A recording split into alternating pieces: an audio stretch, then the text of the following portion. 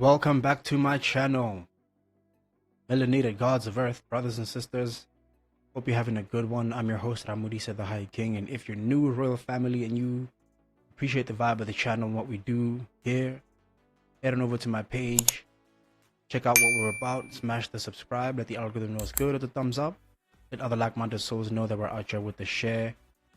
Spread the word, royal family, as African peoples are rising and emancipating ourselves from the systems of neocolonialism. Outsiders continue to gun for our resources in order to sustain their civilization, as they did with our bodies, with our blood, sweat, and tears. They came for our rubber, they came for our tea, they came for our cocoa, they came for our gold, our platinum, our diamonds, our cobalt, our coltan. They kept coming. Fiends, a lot of them. But that's the system of white supremacy, family. It told itself that it is entitled to the world's everything, no matter who was there before them. And if their people who are there now have to suffer, so be it. They will use their media propaganda in order to justify whatever they need to in order to get what they want and silence any dissenting voices. Well, we are such a voice. We are speaking loudly about our resources, how African peoples must invest in ourselves, and elevating the voices of those who have been in the game longer than we have. We've been spreading the word, making noise about the crisis in Congo, about the crisis in Niger, about the crisis in other African countries. All of us mineral rich, every single one of us facing issues one way or another. One way or another, you find that the story begins and ends in Europe, in Britain, in America, in Australia, in Canada. And now other countries are trying to get in on the game, with the Middle Eastern countries and Asian countries as well. Irritating, but that's the situation. A new scramble for Africa is happening. And we're in it. You as a black person don't already know where your mineral resources lie, where your value lies, where the hope for the future is. That Africa is, quote unquote, the Holy Land. Where else in the world do you find a place that is blessed with everything that it needs? Nowhere. Where else do you find the people whose biology predates all mankind? The source of humanity. Our melanin protects us from solar radiation. Musically inclined, artistically inclined, intellectually inclined, geniuses on every level. That's who and what we are. We are the ancients. And in this era of reclamation, as we ascend back to our throne, we must identify the challenges that we face, those who will resist our attempts to ascend, keeping us down so that they may remain on top even though they got there under false pretenses, claiming that they're superior even though they get sunburn. Cave dwellers who need sunscreen come to Africa and tell us how to conduct ourselves, how to live our own lives, what to do with our resources. Hey, Africans, don't explore your gold, don't explore your coal, don't explore your gas reserves. Send them over to Europe, send them over to us. We'll use them for you, we'll process them for you. Then they sell us back what? Overpriced products. So while they're trying to push the green agenda on us, telling us not to exploit our gas, not to exploit our coal, because climate change this, climate change that, they are secretly abandoning green energy technology while getting us to export our gas, our coal. Truckloads of it leave South Africa. A pipeline is going from Nigeria all the way to Europe. When Africans continue to suffer energy poverty. But we're developing ourselves in this era, are we not? We're developing ourselves, and among the effort to develop ourselves is to recognize our enemies. None of these international corporations are here to the benefit of African people. The African developmental agenda is the opposite of Euro-Western society's needs.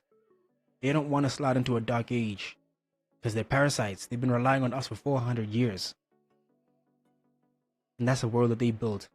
So any effort to develop ourselves as Africans will inevitably condemn them to a dark age. But that's the bed that they made and they must sleep in it. If you happen to have TikTok as well, make sure you head over there, check out my page. Follow if you like what you see, so you can keep up with posts there. If I'm not posting on YouTube, I'm posting on TikTok about these topics. But on today's video, Royal Family, I would like to share one fundamental clip that was making the rounds that continues to enlighten the people of the enemies of the motherland and her people, and those that are a threat to our developmental agenda. Check it. Australian mining companies digging a deadly footprint in Africa, a pattern of links between mining activities and deaths, disfigurements, environmental destruction. What's an example of an Australian mining company doing just that?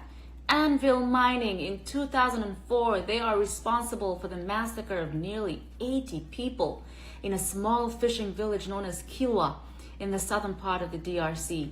This place sits on the world's best and biggest copper reserves.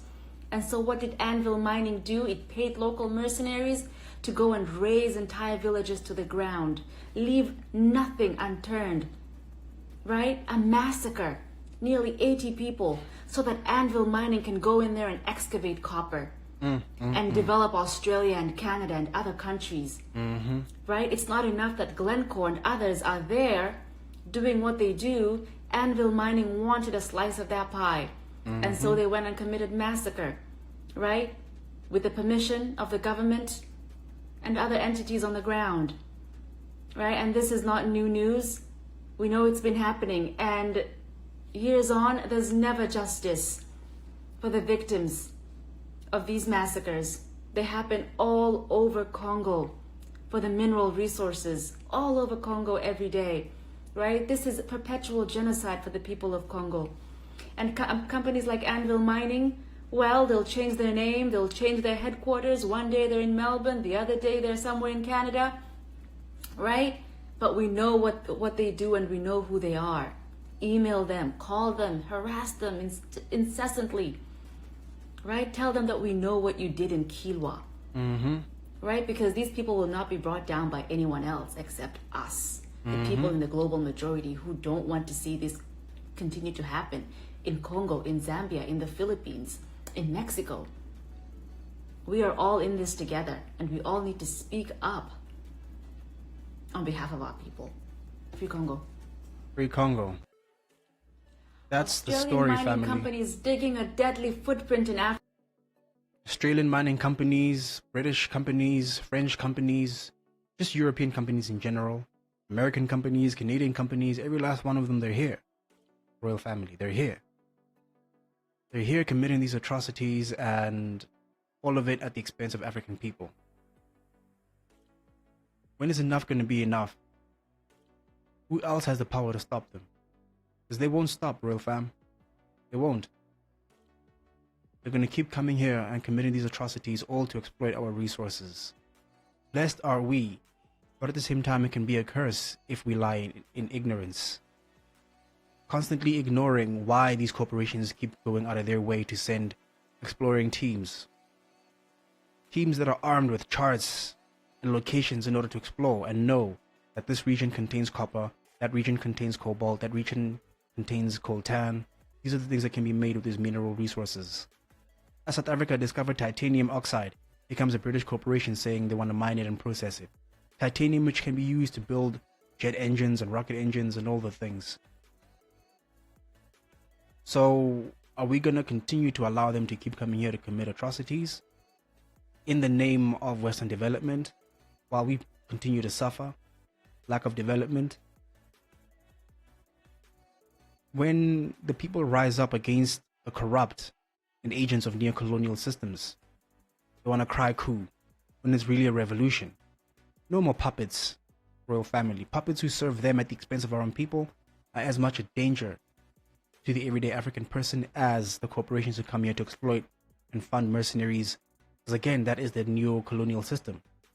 They're no longer going to come here in full-face force. They will send people who look like us to commit atrocities against us. But of course, you must follow the money. You must follow the money to recognize who's who in the face of neocolonialism, who's who, and who benefits from Africa's destabilization, from the chaos in African countries, and so on and so forth. Because we are all that we have, and no one is going to come to save us but us. The whole world relies on Africa's resources to sustain themselves, and they will do whatever they must to keep an iron grip. So we must identify these corporations, make a list, and make sure that they are held accountable. Those who are in charge. Much like the currency manipulation situation here in South Africa, that's a form of it. So they can continue to exploit South Africa's resources, from the Anglo-America, the Glencore, all of them. All the same. And we must not rest until our people are free on the motherland and in the diaspora, until our mineral resources are squarely in the control of the original people, the ancient people. One love. Let me know what you think of the video in the comments below, Royal Family. I'm your host, MODISE The High King. Smash the thumbs up, smash the subscribe, the share, and I will see you in the next one. Stay royal. Peace.